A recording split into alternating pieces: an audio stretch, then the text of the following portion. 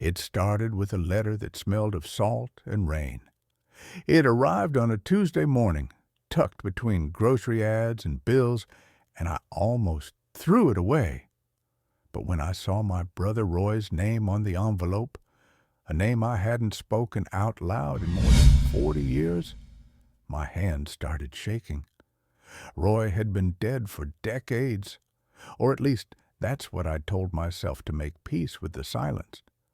But there it was, his handwriting, still slanted and bold, like it used to be when we were kids painting boats near the Mississippi. Inside, there was no explanation, no apology, just one sentence. If you ever find this, Harold, play it where the river bends.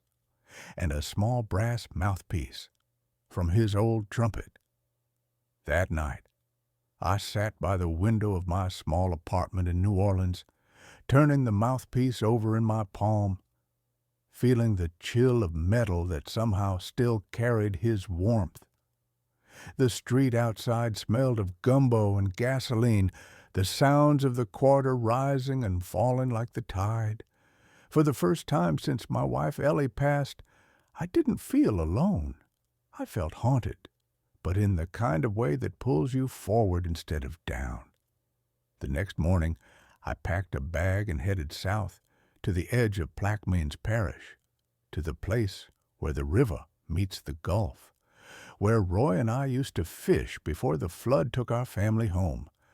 I thought I was chasing a ghost, but what I found instead was a woman, a barge, and a secret that had been waiting 50 years to be heard. The La Sirène was moored on the quiet side of the docks, half sunk, its name still visible under a coat of rust. Locals said it had once been a jazz club on the water, a place where sailors and saints came to forget their sins. Now it was just another relic, leaning into the current. That's where I met Lucille. She was 68, sharp-eyed, and wearing a sun hat that looked like it had seen more hurricanes than I had birthdays. "You looking for ghosts or memories?" she asked. "Maybe both," I said. She laughed softly. "Around here, they're the same thing." Lucille owned what was left of La Sirène. She'd inherited it from her husband, a trumpet player named Clive, who drowned in a storm 20 years ago. She'd been restoring the barge ever since, not for profit, but because she said the river owed her one last song. When I showed her Roy's mouthpiece, she froze. Then she said quietly, "Clive used to talk about a man named Roy. Said he disappeared after one last recording session, right before the night everything burned. The fire, the flood, the story that no one ever finished. That evening she invited me aboard. The floor creaked under our feet, and the air smelled of salt and memory. She handed me a dusty cassette labeled in faded ink. The night that changed the river. She said she'd found it hidden in one of the storage cabinets years ago. Never dared to play it. So we did. The tape hissed. Then a slow trumpet rose, trembling, human, heartbreakingly alive, and in the background I heard Roy's laugh. When the tape stopped, neither of us spoke. Outside, the river lapped against the hull, as if listening too. Lucille finally said, "If you came here to end something, Harold, maybe it's time to start something instead." I didn't know what she meant, not yet. But that night, I couldn't sleep.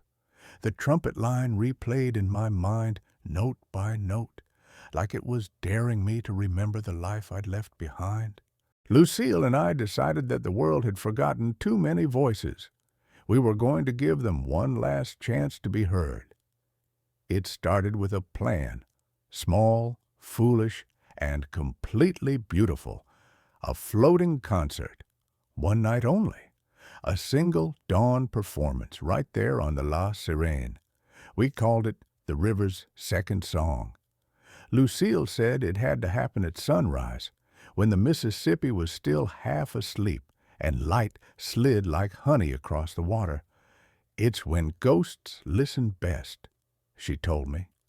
At first it was just the two of us. Then we found Gus, 75 years old, fingers still stained from strings and whiskey. He'd played with Roy back in the 60s, before the floods and before the silence. When I showed him the mouthpiece, he stared at it like it was holy. "I thought the river took all of us," he whispered. "Guess it left one." Within a week, we'd gathered a small band of survivors. Gus on guitar, Martha, an old lounge singer from Bourbon Street, her voice like smoke and velvet, Stan, a retired dock worker who could still make a bass hum like thunder, and me, the man who thought he'd forgotten how to play. But the river remembers. Every time I put that mouthpiece to my lips, my fingers moved as if someone else guided them. We practiced every night on the barge. Lucille would sit on an overturned crate, tapping her foot, keeping time while sketching posters for the concert. "One morning only, the river will sing again."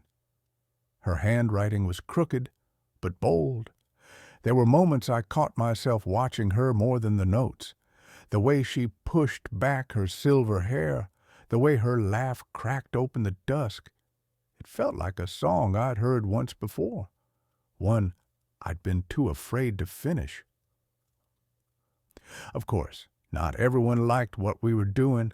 A man named Charles Price, a local developer, had been trying to buy the dock for years. He wanted to turn it into luxury condos, another place where old music didn't belong. When he found out about our concert, he sent letters, then lawyers, then men in suits who accidentally cut our power one night. Lucille didn't flinch. "If they're scared," she said, "it means we're alive." I started sleeping on the barge to keep an eye on things. Sometimes, around 3 a.m., I'd hear footsteps on the dock, a shuffle, a whisper, a sound that didn't quite belong. The river doesn't just hold water, it holds secrets. One night, I saw Price himself. He stood by the edge of the dock, phone pressed to his ear, muttering something, then threw a small glass bottle into the water. When he left, I fished it out. Inside was a damp note. "You don't understand what you're reopening. Some voices should stay drowned." Maybe he meant history, maybe guilt, maybe both. But I'd spent a lifetime watching silence win. Not this time. The morning of the concert came with a hush, like the world itself was holding its breath. The sky over the Mississippi burned gold, and the mist curled low like smoke from an old trumpet. We set up speakers, strung lights, tuned the instruments. Marta adjusted her shawl, Stan warmed up the bass, and Gus winked at me, saying, "Time to wake the river." Lucille wore a red dress that caught the sunrise and turned it into fire. She looked at me and said quietly, "Roy would be proud." I wanted to tell her she was wrong, that I was the one who was proud. But my throat wouldn't let me. When the first note left my trumpet, the sound didn't rise. It floated. It drifted across the water like it was searching for something it had lost. People started gathering on the shore, workers, tourists, even children, drawn by something they couldn't name. Phones came out, cameras rolled, but for once no one spoke. Then the tape began to play, Roy's recording from that lost night. Our music joined his, two timelines blending into one long sigh. It was like the past had found its echo. By the time the sun fully broke the horizon, the dock was packed. The city had stopped. Even the gulls hovered silently above the water, and in that moment, just before the final note, I felt a warmth on my shoulder, like a hand, like Roy's hand. When it ended, Lucille leaned close and whispered, "We did it, Harold. The river remembers you now." The morning after the concert, the city felt changed, as if the Mississippi had rolled over in its sleep and decided to carry us in a gentler direction. People I didn't know stopped me on the street and pressed my hands between theirs. They told me their fathers used to sweep floors at La Serene, that their mothers sold coffee from a cart outside the dock, that they themselves had fallen in love to a horn line they couldn't name. A barista put a paper cup on the counter and said it was already paid for, then slid me a napkin with a drawing of a trumpet on it. I tucked it into my pocket like a relic. The calls started by noon. A councilwoman who attended the dawn performance asked if I could come to City Hall. A reporter from a public radio station wanted to hear Roy's tape. A professor of music history asked whether the barge could be measured and photographed for a preservation file. In his words, even rust had earned the right to be remembered. I said yes, until I ran out of voice. Then I walked to the river to borrow a little of hers. Lucille found me leaning on the rail, the red dress traded for a linen blouse, and the kind of smile that carries yesterday's light in it. She said we had a problem, but that it might be the kind that proves a story is worth telling. Price's lawyers had filed for an injunction to halt any further public use of the dock. The filing used the language of safety and stewardship. I had learned by then that those words often arrived with the sound of a cash register hidden underneath. I stood there a long time, listening to the low thunder of barges far upriver. I tried to measure the distance between fear and purpose. I realized the span between them narrows every time you decide to cross it. I told Lucille I didn't come this far to fold a second time in my life. She said she had already known my answer. She had simply wanted me to hear it in my own voice. We went home the long way, past the iron balconies and the shop windows filled with postcards of a city that is allergic to forgetting. In front of the pension, a boy had chalked a crooked staff on the sidewalk and scrawled 5 notes. When I knelt to look, I realized they were the opening phrase from the tape, slightly off but unmistakable. The boy didn't apologize for the mistakes. He told me he liked how the last note felt like standing on the curb just before you decide to step off. I told him that was the whole trick of living, and he nodded as if we had agreed upon a secret handshake. By late afternoon, the pension had become a planning room again. The room smelled of coffee and old wood. People came and went until the front hall sounded like a crowded station. Gus arrived with a paper bag of beignets and a grin dusted in powdered sugar. Martha brought a bundle of photocopied sheet music. She had circled lines in pencil where the breath should be allowed to turn into hush. Stan delivered a coil of rope and a laugh that started low and ended high, like an old bass string tuning itself by memory. Ricky set a battered reel-to-reel on the counter and said it was time to decide what lived in the open and what stayed in the vault.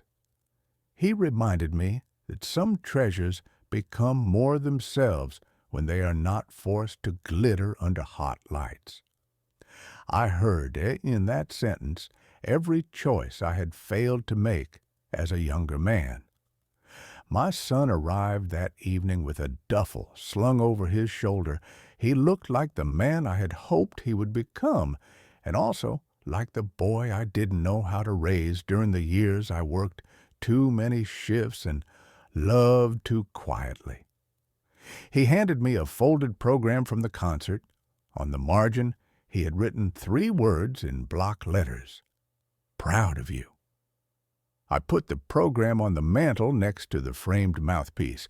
I did not need a photograph to remember his face at that exact second.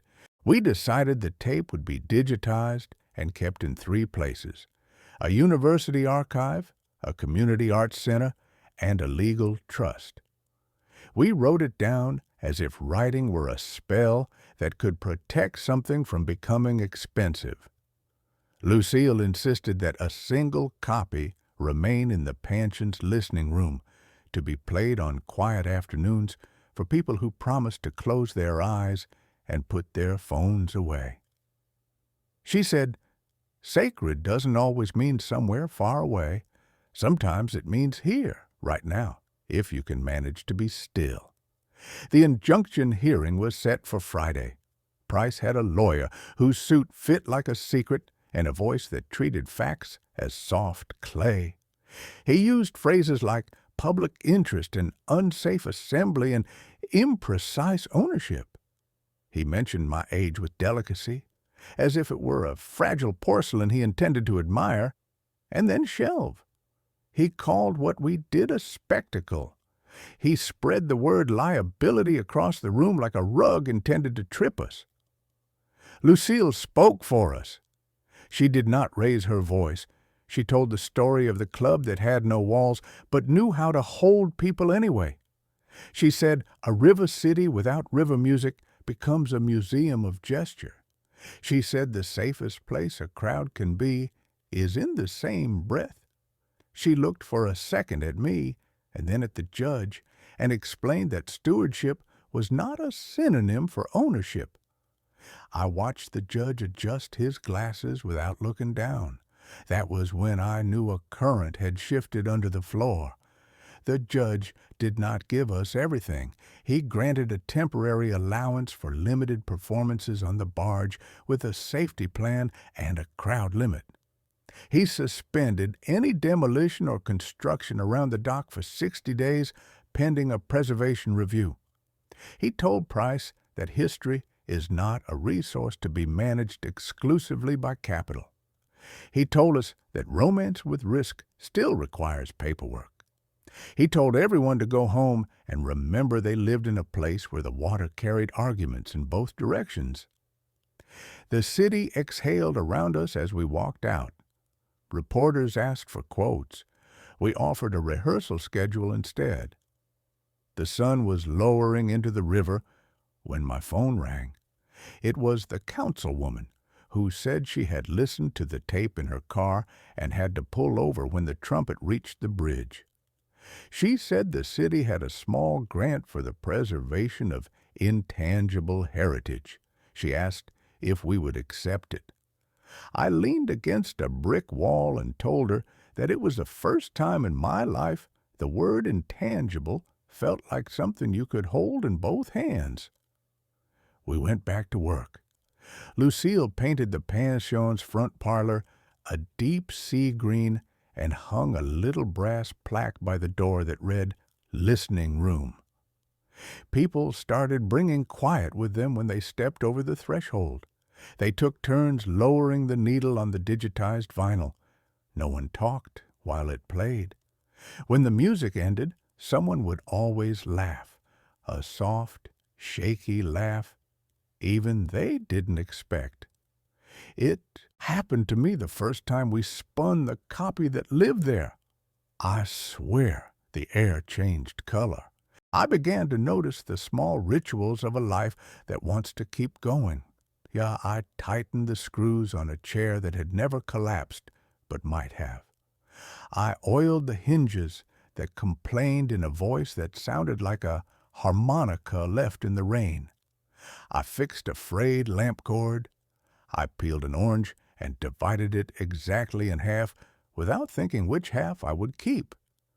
When I handed the larger one to Lucille, she smiled as if I had set a table for the future. My son started coming on weekends. He brought his boys along and taught them to carry cables properly and coil them without making knots that would want to stay. He asked if he could hear the original tape alone. He came out half an hour later with eyes he didn't bother to wipe. He touched the mouthpiece and asked whether I ever regretted not pushing harder at 20 to make music the spine of my life. I told him regret is a small animal that eats only when you feed it. If you leave out nostalgia and bitterness, it eventually wanders off to look for easier meals. He laughed and said the line sounded like something Lucille would write on a chalkboard. Love did not arrive like a cymbal crash. It returned the way the tide does, almost invisibly, then all at once your shoes are wet. It showed up in the way Lucille tucked a blanket behind my knees on the porch without interrupting her story. It showed up in the way our hands learned the same shelf in the pantry without rehearsal.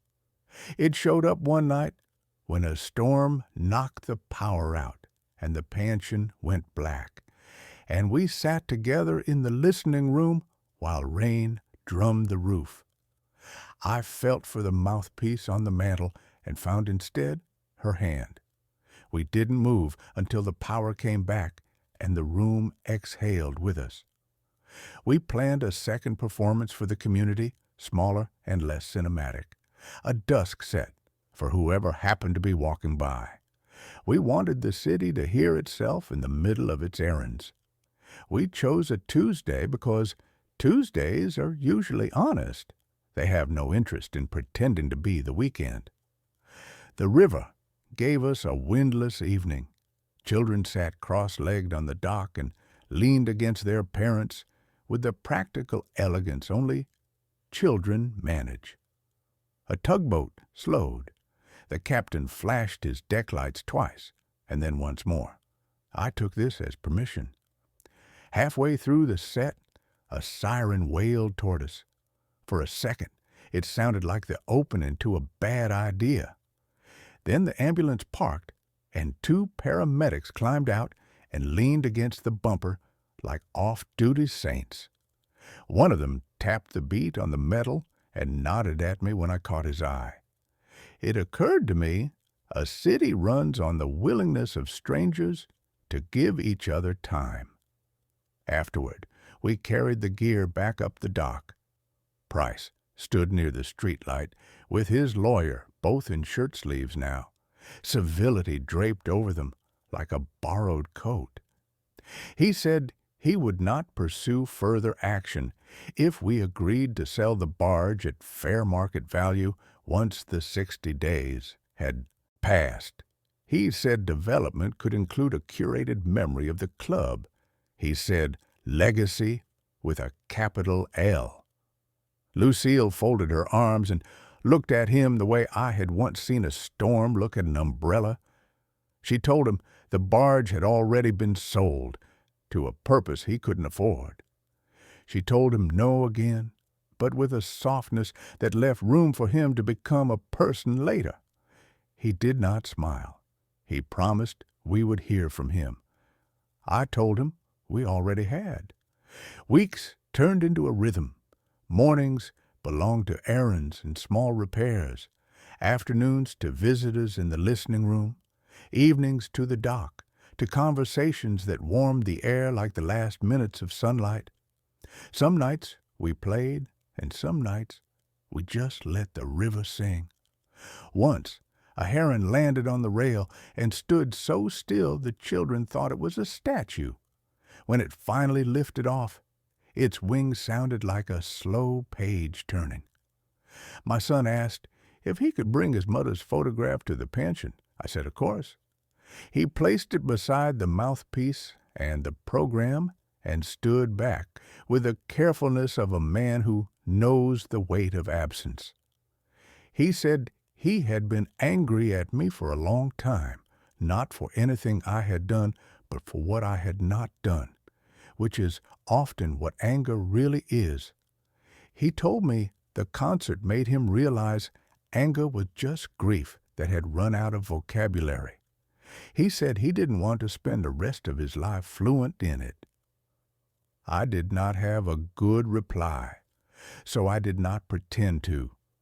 I just put my arm around his shoulders and kept it there long enough for both of us to feel the shape of the word we didn't need. One afternoon, a package arrived without a return address. Inside was a thin notebook with a cracked spine. The first page held a signature I recognized immediately and had never expected to see again. It was Roy's. The notebook contained sketches of songs, fragments of set lists, and a letter folded like something precious that once lived in a wallet.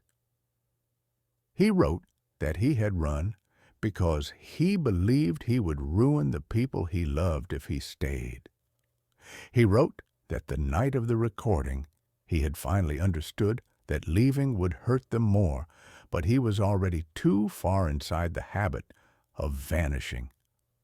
He asked whoever found the book to forgive him slowly, over years if necessary, because hurrying forgiveness tends to look like forgetting, and forgetting is the shallowest mercy. He ended with a single line that sounded like him and like the river. Sing, even when the audience is only the water. I read that letter out loud in the listening room to an audience of 3. Lucille, my son, and the afternoon light. We sat still until the quiet changed temperature, and then we stood up and made coffee, the way people do when they have decided to carry something together. Autumn came with its particular shade of gold that makes old brick look freshly born. The Preservation Review concluded in our favor.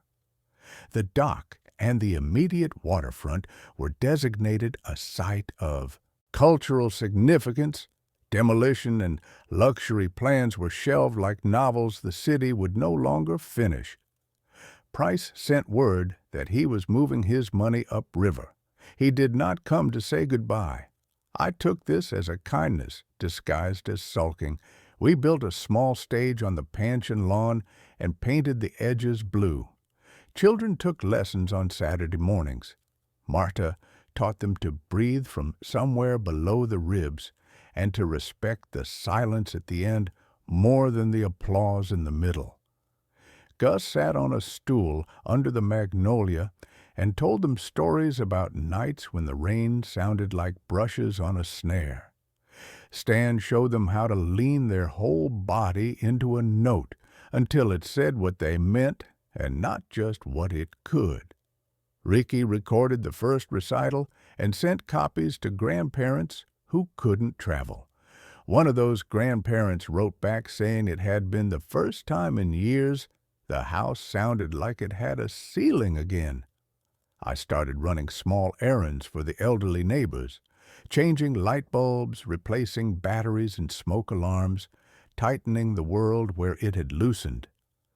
I learned that usefulness is a kind of joy no retirement brochure mentions. I learned that steadiness is a love language. I learned that when your hands shake, you can still hold things if you grip them by the intention.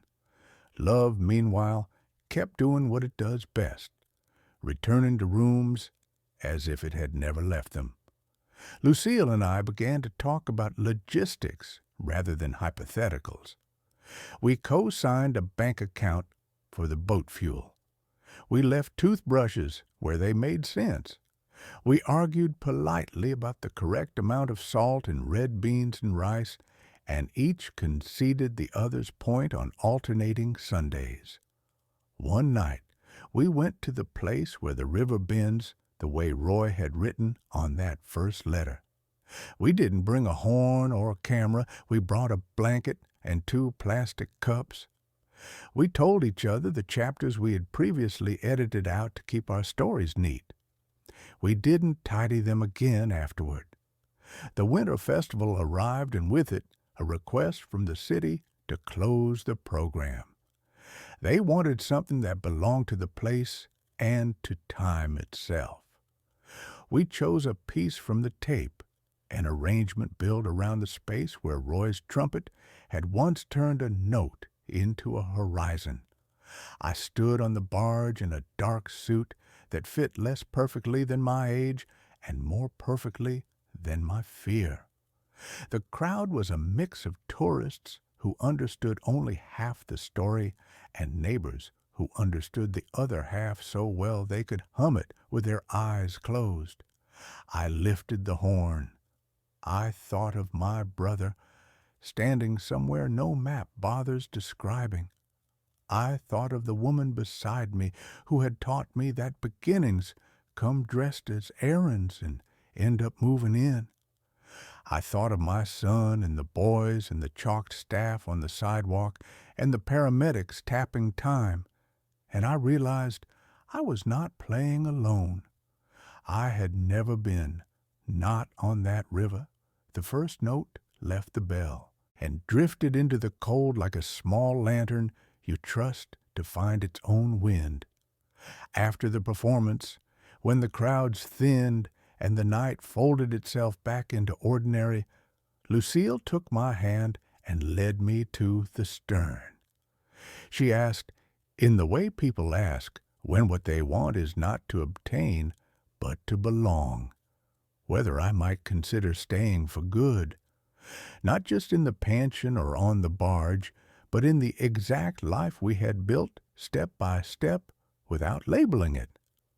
I told her I had already agreed on the day I fixed the lamp cord and gave her half the orange. We laughed at the simplicity of that sentence, and then we said nothing for a while because sometimes silence is the only honest witness to joy. Spring found us married.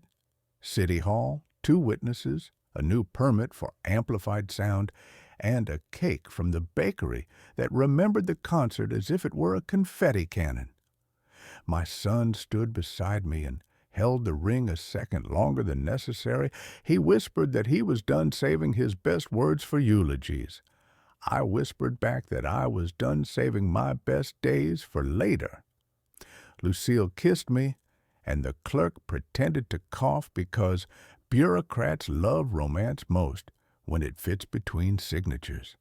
We celebrated that evening on the barge with a small crowd and a wide sky. The river wore its calm face. Somewhere in the middle of the second set, a woman in her 80s shuffled to the front with a walker and asked if we might play the tune with the notes that feel like a bird turning midair. We knew exactly which one she meant. When we finished, she pressed her palm to the rail as if checking the pulse of a creature she trusted and said that the city sounded right again. I believed her not because she was old, but because age is just time's way of training your ear. I still go to the bench where the first envelope arrived. The river never once pretended to be the same as yesterday. That is the comfort of it. I carry the mouthpiece in my pocket even when I am not playing, because a promise to listen is still a promise. I think of Roy in the quiet parts of the day, the parts after coffee and before errands, when the sun is low enough to learn humility from a window pane. I tell him about the boys and their grandpa who makes a horn say thank you. I tell him Lucille keeps a fresh flower in the listening room every Monday because she likes the way a single small thing can tip the scale toward beauty. I tell him the city is still loud and still tender and still allergic to forgetting, and that I finally understand those are 3 ways of saying the same word. We never did sell the barge. We gave the deed to a trust and the key to a choir of children who fight over it only on good days. The stage boards have collected their own patina of footsteps. The guardrails are polished by thousands of ordinary hands. The gaffer tape on the cable runs is replaced often enough to remind us that nothing useful is ever finished. Sometimes the river lifts without warning, and we cancel with apologies and soup. Sometimes fog erases the shore and people stand closer together because they prefer to pretend it is a decision. When strangers ask me about retirement, I tell them the truth I was slow to learn. Retirement is not an ending. It is a different arrangement of your attention. It is the day you stop spending all your energy on surviving and discover how much is left for living. It is a chance to let usefulness choose new rooms in your house. It is learning the names of smaller joys. It is being loved for the ways you show up when the world stops applauding. The river taught me a final lesson the night a summer storm arrived without thunder. I woke to the sound of rain like applause from beyond the wall. I walked down to the water and stood alone where the dock ended. The surface looked like parchment peppered by 1,000 gentle taps. I lifted the horn and played a single unremarkable note, the kind you might use to warm the mouthpiece, and let it linger until it dissolved. I understood then that not every song must rise to a climax to be true. Some songs are honest enough to end with a breath. I went home through alleys that smelled of wet brick. Lucille was asleep with a book fallen open across her chest. I slid under the quilt and watched her breathe. I thought of the long inventory of days behind me and the small inventory ahead, and it did not scare me. I had finally built a life in which the measurements I used were conversation, usefulness, laughter, music, and the distance a note can travel over water before it stops being mine. At dawn, the rain pulled back like a curtain. The river ran brown and sure, angry about nothing. A gull drew a line across the sky and ended it without flourish. I brewed coffee for two. When Lucille opened her eyes, she smiled the way people do when they remember where they are and who is beside them. We drank in silence and let the morning be smarter than we were. Then we went downstairs and unlocked the listening room. We put the record on. The needle found the groove. The first breath on the tape still made the room lean toward it, as if memory itself had weight and wanted to sit nearer the speaker. Roy's trumpet sang once more, not as a monument, but as a neighbor. When the last note turned into silence, I felt the usual quiver in the air, the one that says something has finished and everything is beginning. I put the mouthpiece back in its wooden cup and finally said the word I had been saving since that first envelope arrived. Thank you. I stepped outside with Lucille. The river looked indifferent, which is another way of saying faithful. Somewhere in the city a siren wailed and then lowered itself, embarrassed by its own urgency. The street smelled like lemons from the bakery down the block. My son texted a picture of the boys holding paper trumpets they had made for show and tell. I sent back a photograph of the water and told them to listen hard, even when you can't hear. The river is carrying the music forward. I am old enough now to know the ending when I see it. This was not one. It was a page turn. The kind you make where there's a dog ear pressed in the corner because you've been waiting to get back to it. The kind the heron's wings make when it decides the shore will be there when it returns. The kind of ending every good city and every long love prefers. We locked up and walked down to the dock, to the barge with a name that sounded like a promise. The day lifted, and with it we did too. The river kept her counsel. The music did not ask permission. And I, Harold Kincaid, retired and returned to the only job I was meant for, carried the horn like a lantern into a morning that had already decided to choose us.